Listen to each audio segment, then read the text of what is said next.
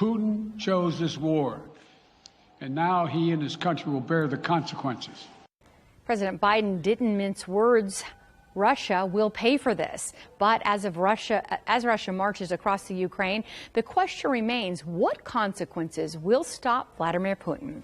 Thanks for being with us tonight. I'm Stephanie Vigil. The world is watching, waiting to see what happens in Ukraine and holding its breath as war unfolds right before our eyes.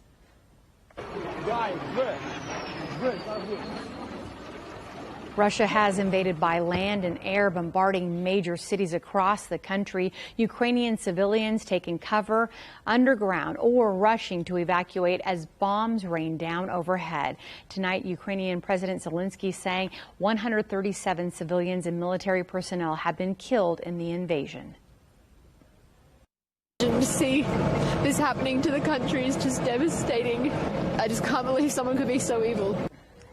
Missile strikes have largely targeted military installations and airfields. U.S. defense officials say Russia is trying to, quote, decapitate and replace Ukraine's pro-Western government. We do have team coverage for you tonight. Corey Howard spoke to a local man with family members caught in the crossfire, trapped in Ukraine. But let's begin with Claire Graham, who is tracking what the White House plans to do next in what is being called the new Cold War.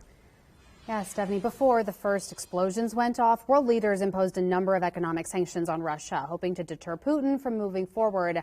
When Ukrainians woke up to explosions overnight, though, the U.S. and NATO allies drew up several new sanctions in the hopes of, quote, isolating and crushing the Russian economy. We will limit Russia's ability to do business in dollars, euros, pounds, and yen to be part of the global economy. The sanctions from the U.S. are targeting 4 major banks in Russia and blocking exports on technology, something Biden says will prevent Russia's ability to fund and advance its military. Biden says the possibility of directly sanctioning Putin is still on the table, but he hasn't explained why he hasn't done that yet. On top of the economic sanctions, Biden is now moving 7,000 troops to Germany as a precaution. Our forces are not and will not be engaged in the conflict with Russia in Ukraine. Our forces are not going to Europe to fight in Ukraine, but to defend our NATO allies and reassure those allies in the East. As I made crystal clear, the United States will defend every inch of NATO territory with the full force of American power. Biden is acknowledging one significant crack in the allies' economic response, though, that Europe is hesitating to kick Russia out of the SWIFT banking system. That would cut off Russia from most international financial transactions, but it would also damage Europe's economy. Stephanie. Claire, thank you. Now to Corey Howard and the grim realities of war hitting those who live in Ukraine and their families who live abroad, some of them right here in the inland Northwest. Corey? Yes, Stephanie, we've been watching this ongoing situation throughout the newsroom here in the control room. It's pretty scary, pretty surreal to watch. But I did talk with that one man today who has friends and family in Ukraine. We were supposed to be in Ukraine in March. Peter Geidergy is familiar with Ukraine. Look how old some of their buildings are. That goes back to 18th, 17th century. And not just through the dozen or so trips he's taken there through his ministry. Oh, I was there in June. It's where he was born. I lived there half of my life. I'm 46 now. I lived in Ukraine until I was 21.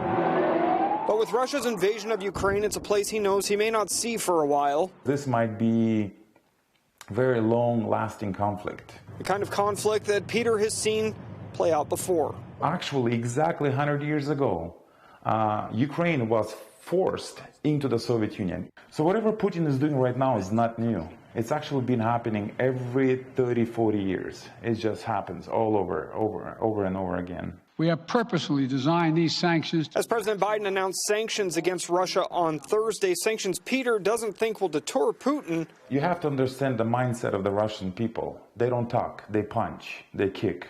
His mind goes to the Ukrainian people. Those people have to live in cellars. They have to live in the basements, probably hungry, with no showers and cold. His mind goes to the few dozen relatives he still has living in Ukraine. I just got this message basically 12 hours ago. Friends and family who have been keeping him updated. There they are, the blue dot, and there's the military airport right here. While they still can. They were bombing right next to them. The walls and the windows were shaking. As the situation continues to violently unfold, shocking video of airstrikes reportedly in civilian areas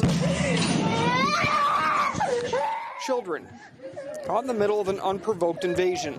Who will help those people? Mothers, children crying, elderly people are injured on the streets. As a pastor, Peter turns to prayer, the day he can get back to doing what he believes he was put on this earth to do. As soon as the borders will be open, it will be safe. We want to go and help.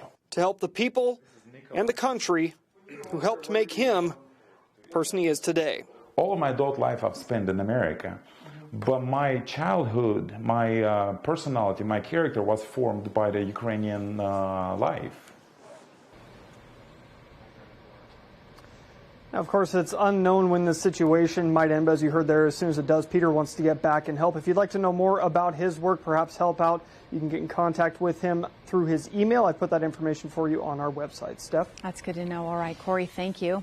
Eastern Washington, Kathy McMorris Rogers released a statement saying, in part, I join in strongly condemning Vladimir Putin's unprovoked and unlawful invasion of Ukraine. We must unite around our shared values of liberty and democracy in the face of his blatant power grab against the people of Ukraine and their nation's sovereignty. Freedom must prevail.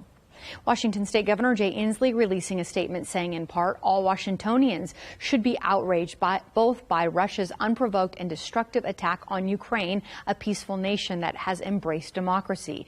I stand with POTUS in his steadfast support of NATO and his efforts to protect our country at home. Idaho Governor Brad Little releasing a statement as well, saying in part, today I am praying for the Ukrainian people and for peace. Putin's unprovoked attack is an assault on democracy and the values of a free society. We must hold Russia accountable for their senseless aggression toward the Ukrainian people.